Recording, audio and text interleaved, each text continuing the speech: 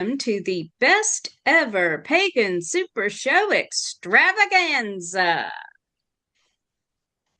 With me is Reverend Don Lewis and our wonderful guest, Mana Youngbear. Welcome, Mana. Thank you. It's good to be here. It's wonderful to have you. Thank you.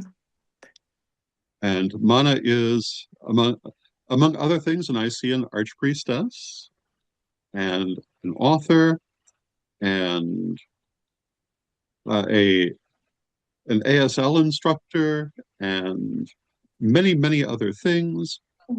Um, why don't we start by talking about, before we get to your book, what do Yeah. you what all do you do in your spiritual path? Well, I am fortunate enough to be retired at this time. So I spend most of my time at home doing um, work with my altars. I have several altars in my home that I do magical work with. By the way, happy dark moon. Um, and I write, and I am doing a lot of work, research with the Ogham Grove, Uri Leak's Ogham Grove work in the British Isles. I've been studying Ogham for about 6 years now, and feel very attracted to it. My grandfather and my father were both Druids, and my grandfather was a water witcher and also a weather watcher. He could predict things, predict the weather. And so growing up like that, like we were talking earlier, it was just something that was so natural to me. I remember when I was 18, I came out to California from the Midwest, and I lived a fairly sheltered life. I was living in the country and playing with the trees and whatnot. And I came out to the Midwest, came out to California, what was it, 1980, I think. And I think Starhawk had just published her book around Mhm. that time. And I was like, wow, this is a thing. I had no idea. I thought just everybody was like that. And so, yeah, um, it came to me. I just naturally was following the moon signs with my mother, and going on walks with my father in the forest, where one of the most treasured memories I have was we were walking in this thick woods playing on monkey vines, and I was about 5. And my father sat down at the base of a big tree, and he put me in his arms, sat me in his lap, and I can remember the sun streaming through the canopies and just hearing the breeze, just like it was yesterday. And my father said, if you're ever lost or you ever need to know anything, all you have to do is sit under a tree and you will eventually know what you need to do or where you need to go. So, um, yeah, that's kind of how I got started. And my mom didn't do anything without consulting the astronomy, to see where the moon phase was, or when to garden, or when to do laundry. Everything was done in that fashion. Mhm. And so then when I came out to California in 1980, I joined a Vaishnav tradition and studied Hinduism and Sri Upanishads and the sacred books, and was trained as a Vedic pujari. And I did pujari work for about 22 years. And in the meantime of doing that, I was a little bit of a renegade because I was really interested in feminine spiritual life, and the goddess. I wanted to know all about it. So I started researching. Of course, I read Starhawk's book, and I read Z Budapest's book, all of her books actually. And I started a little women's circle in our community. And oh, those men did not like that. But we started honoring the directions and the elements and doing the 4-quarter festivals. And then when was it? 1989, I think, 88, 89, I was traveling around, and one of my friends who lived at the temple with me told me that there was a um, retreat center in Geyserville that was looking for help, and they needed someone that had a lot of experience with animals. And I grew up with cattle and horses and dogs and all of it. So I was like, oh, that's a no-brainer. So I went to check out this job, and lo and behold, it was Isis Oasis Sanctuary. And I had been wearing a lot of East Indian eye makeup, kohl and eye makeup. And I walk in there to have an interview with the owners, Paul Ramses and Lorian Vignier. And Lorian had the Egyptian eye makeup on. And we both looked at each other like, there was some kind of a connection, right? So she took me around, and I had no problem with the animals. And she hired me right on the spot. And I moved into Isis Oasis and lived at Isis Oasis and took care of the temple and studied with Lorian Vignier and also Lady Olivia Robertson for on site for, I think it was about 6 years. And then I left for a while and came back again and worked for 3 or 4 more years. And then now I just do like volunteer work, and I teach students the liturgy and other classes from my temple, such as Om study and divination work, and do that from my home. So I have some international students. I just ordained 2 wonderful priestesses from Italy who went through the Druid Clan of Dana initiation work. So yeah, and here I am, you know, Wonderful. 45 years later. That is an amazing life. It really is. Oh, thank you. Yeah, Yes. in the interim of that, I raised 5 boys in a teepee in southeastern Oregon for about 4 or 5 years during that whole flux of moving around and whatnot. And I studied with a couple of elders, Bill Chief and Black Star, and I was caretaking Edison Chiloquin, the hereditary chief's land, ceremonial land. So my kids and I lived there in the summertime and did sweats and tobacco tying and honored guests. And that was really fun too. So I've had a lot of different experiences with a lot of different pantheons. And I think that's why when I opened my temple in my school, it's called the Icean Society for Integrated Studies. I feel like I wanted to provide a venue where we could all have this commonality of we're all we're all seeking the same thing. We're seeking some kind of attunement with the divine, you know? And so that's how that came into being. Wonderful. Thank you. That's so For, beautiful. Thank you. for viewers who perhaps are not familiar with it, could you talk a little bit about what the Fellowship of Isis is? Um, Sure. and also the Druid Clan of Dana. Oh, absolutely. I'd be happy to. The Fellowship of Isis is a international fellowship of like-minded um, the, theologists, I would say. They're not all, we're not all Wiccan, we're not all mystics, we're not all theosophy followers. Some are rabbis, some are medicine men. It's like envisioning it's a huge umbrella, very similar to the concept of the Parliament of World Religions, where all these different religions would come in. So it's very inclusive. And we are fortunate enough to have Lawrence Sturgeon Robertson, Pamela Robertson, and Lady Olivia Robertson found the organization of the Fellowship of Isis. And this is going to be, I think, 2 years. It's in 28. We'll be celebrating our 50th anniversary here in America. And it's a wonderful group. We do a lot of mystery play work. That's basically what we do, kind of like the Golden Dawn in that sense. A lot of our rites are mystery play rites. And we have several different paths, workings.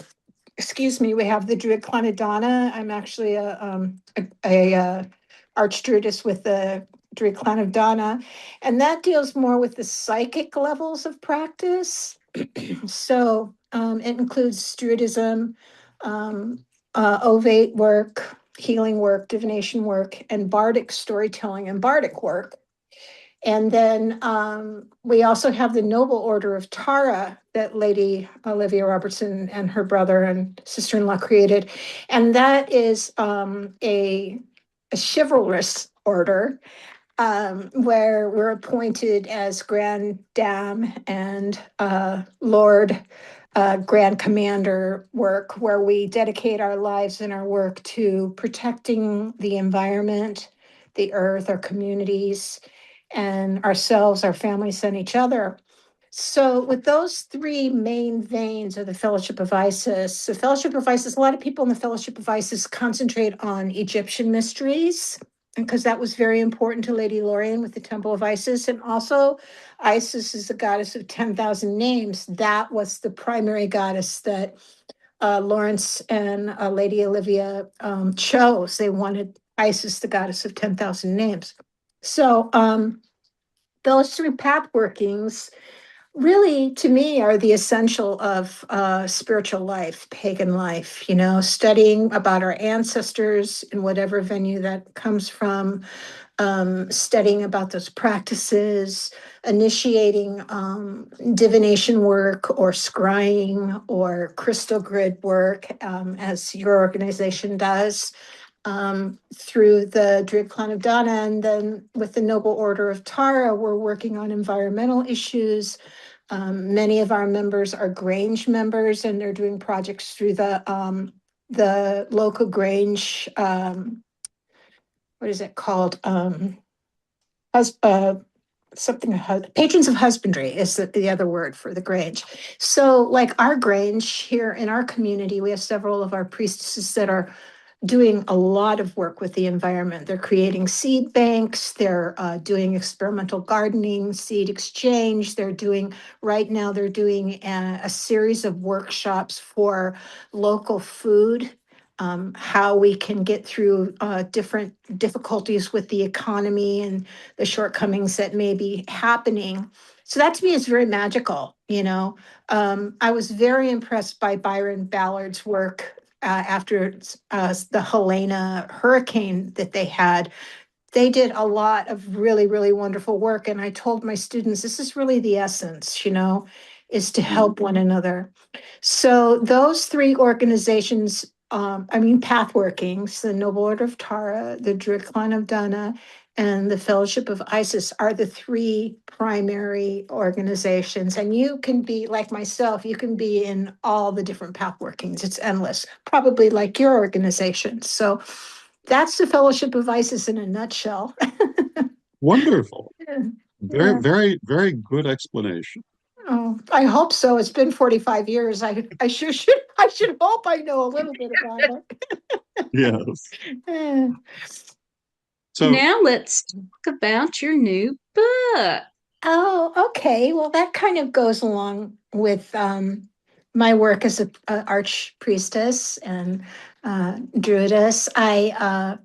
I decided that I wanted to do something for the children of our community, my community, not just Icene community, but all pagan communities, all children. I mean, children are just naturally pagan anyways. Let's face it.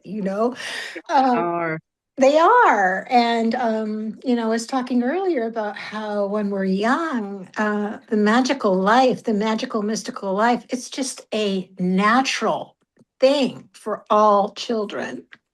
So in this day and age, things have shifted a lot since when I was a child, when the three of us were children. A lot of things have changed. And I have 6 grandchildren, and I feel like I want to give them something that feeds their creative imagination, because it is our creative imagination that really truly helps us manifest our work, whatever it is, whether it's Wiccan work, whether it's mystical work, Vedic work, whatever it is. It's the most important thing is to feed our creative imagination. And Rudolf Steiner, he was the creator of the Waldorf education system, and he was really big on feeding our creative imagination. So in 2014, Lady Lorraine Vignier passed. and the Temple of Isis had a memorial. And I was doing some clergy work for that memorial. So I attended the day before, and I was staying alone in the Nesu house, which is a really large, beautiful Victorian farmhouse that they have at the Isis Oasis Sanctuary. I was staying there alone, and it was about 9 o'clock at night. And I got this urge that Lorian wanted me to write something. Lady Lorian and I were very, very close. I was her personal assistant. I did a lot of work for her, and we traveled a lot and did a lot of shows together. So she came to me that night. I know she did. And I started writing about this little girl named LoraLee Lightheart. And Lady Lorian's original name was LoraLee. So I just wrote and wrote and wrote and wrote. And time just shifted, like when we do our automatic writing, that is one of the things that happens. And the sun was coming up the next morning. I was just like, wow. So that was how this book was birthed. It's called The Adventures of LoraLee Lightheart. I don't know if you all can see it or not, but Yes. it takes place on a little island called Danny Dew, which is off of the main island of Erie. And the people of Danny Dew are coming together to sing down the sun and to watch Lord Mana Youngbear take his golden chariot and carry the sun into the sea, waiting for what they call the green flash. So I don't know how many of us are familiar with the green flash, but when I was doing I was doing work at Esalen, and I had the opportunity of first time of seeing it. Everybody was gathering after dinner, and it is in fact just the sun is setting, and just before it sets, this lightning green flash comes over the ocean. So I decided I was going to have Mana Youngbear be the one that made that green flash happen.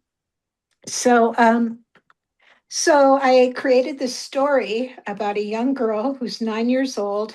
She lives in a magical community. Her grandmother Lightheart, her mama Titania, her father Papa Sunseed.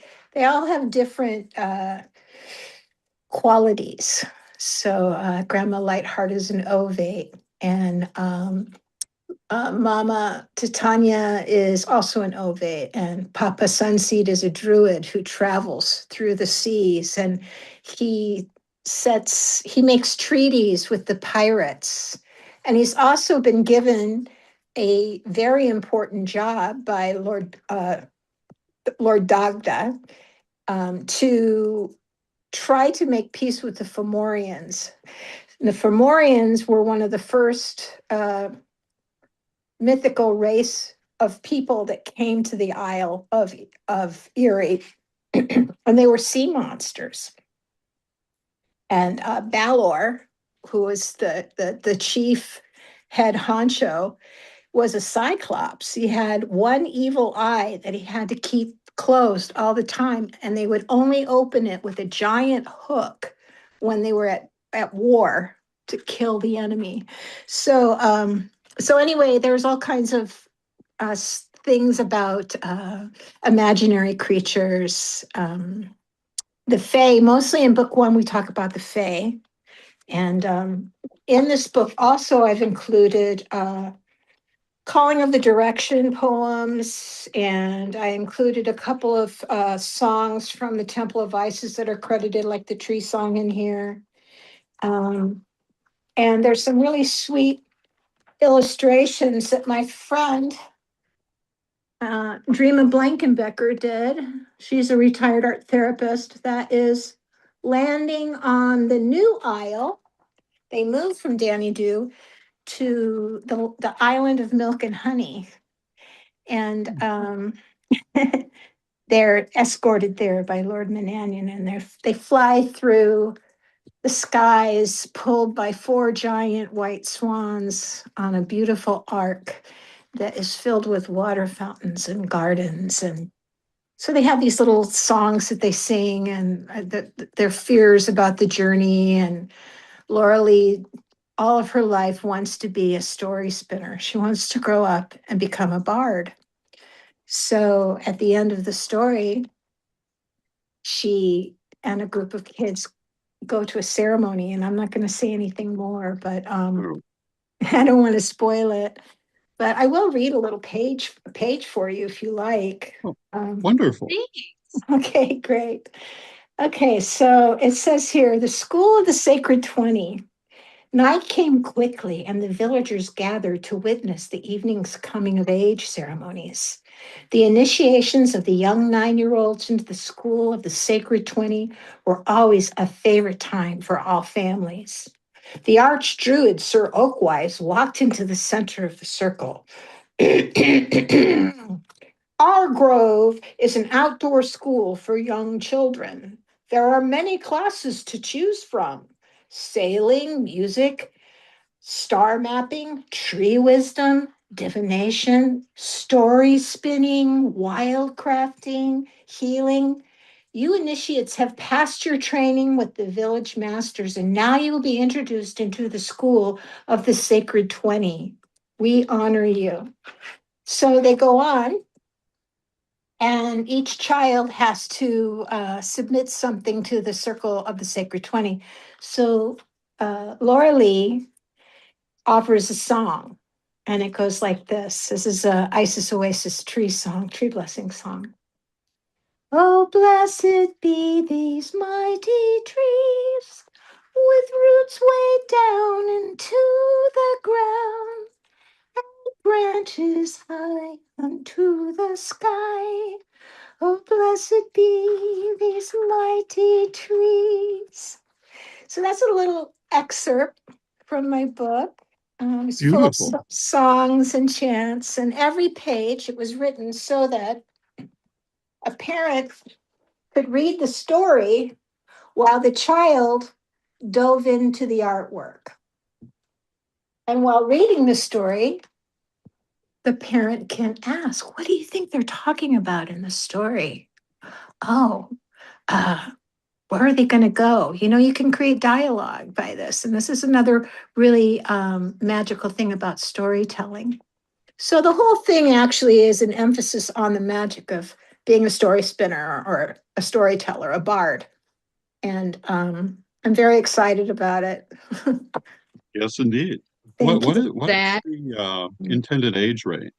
Somewhere around like, well, if they're being read to, depending on what they're like, you know, anywhere from 6 to 13, 14. I've had some adults that said that they really liked it. So I was going to um, say it sounds like it would still be interesting to an adult audience too. yeah, it's like a young adult book, but yeah, yeah. So that's been my labor of love over these past 19 years, 19, 10 years. Um, just trying to get this book done and published and get on with the next one. So yeah. So so how how did you many find the books? experience? How did I find the How- experience? Oh gosh, it fed me so much. You know, just diving into my imagination, it was amazing.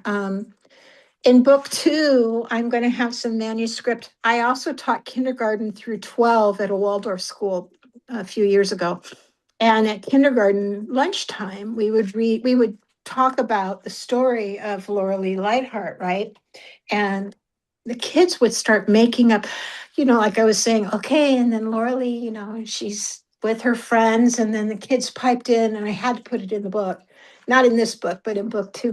And then there was a storm, and the Owl King came and he called on all the giant monarch butterflies to come with fashioned saddles for everyone to ride away from the storm in. And I went, okay.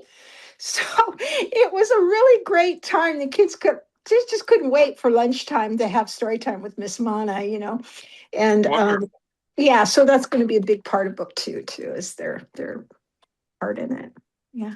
How many books are going to be in the There's series? actually going to be 3. The first book, which is initially the background of LoraLee and her family and her entering the school. The second book is more about what she learns in the school and how she finds out that a family member's gone missing and she needs to go look for this family member. So she has a group of her schoolmates that join her, and they go into the other worlds, and get help to find out where LoraLee's mother is and to locate her father, who's a sailor sailing in the seas with sea monsters. And and then in book 3, there LoraLee is going to meet Princess Scotia. And Princess Scotia is supposedly a figure in Irish mythology that came from Egypt to Scotland, and that's how Scotland got its name, was through Scotia. So in book 3, we'll be covering more Egyptian practices, 42 ideals of Mot, a few of the key gods and goddesses of Egypt. So there'll be a little bit of a different flavor with each of these books. And it's my hope that that will be a reflection of, not that I'm not connecting my book to the Fellowship of Isis, but it is connected to my teachings of the 3 main organizations that I'm a part of through the fellowship. And it's something that I want to leave behind for my friends and family and their kids. And my grandkids are actually characters in the book. So it's Oh, going to be, wonderful. yeah. So, yeah. They Yeah. sound absolutely amazing, and I can't wait to read the book. Oh, I really hope you'll let me know how you feel. Leave a review if you decide to get it, and let me know what you think. But I'm really I happy. certainly will. Great. So if someone wants to get the book, where do they go? Well, you can order it off of Amazon. You just look up The Adventures of LoraLee Lightheart. I think you guys will have a link with the name of the book. Or you can email me at magicmirrorpress@gmail.com, and I can give you information to pay me through Venmo. But the easiest way would probably be through Amazon, or if you're in my neighborhood in California, Northern California, the Book Juggler is also carrying it, as well as I think Mendocino Book Company. So, Most excellent. Now, yeah. if people wanted to learn more about you, or perhaps learn about your temple and your other things that you do, where would you send them for that? Probably the Temple of the Muse 42@gmail.com. That's my personal email address. And I do submit a lot of writing to Substack, and that is Manayoungbear.substack.com. So those are how you can reach me. And finally, if people wanted to learn more about the Fellowship of Isis and its various components, where would you send them? Well, you could write me if you like, or you can write to the Fellowship of Isis Central. It's I believe you can Google it. I don't know the actual Mhm. email by heart. I should have been prepared. I apologize. But they have different teachers there that can, everybody's different. So you want to kind of find the teacher that you really resonate with. And there's so many different practitioners in the fellowship, shamans Oh, and yes. all of it, Yeah. Yes, So, indeed. yeah. Because one of the great beauties of the fellowship is its diversity. Yeah, I agree. That's why I love it. So I fell in love with it. It's just Yeah, so open. Yeah. I totally agree. But thank Mhm. you so much. Oh, thank you It's for been wonderful to Yes. having have me. you here. I love you Thank guys. I love what you're doing. Like I say, I feel like you're cousins. So many blessings on this dark moon. And thank you so much for having me. Thank you, and many thank you blessings to so you. much. Blessings, everyone. Blessings, everyone. Reverend Don's Book of Astrology. Everything you always wanted to know about the stars, together in one book. Get your copy today. Available from CorellianPublishing.com.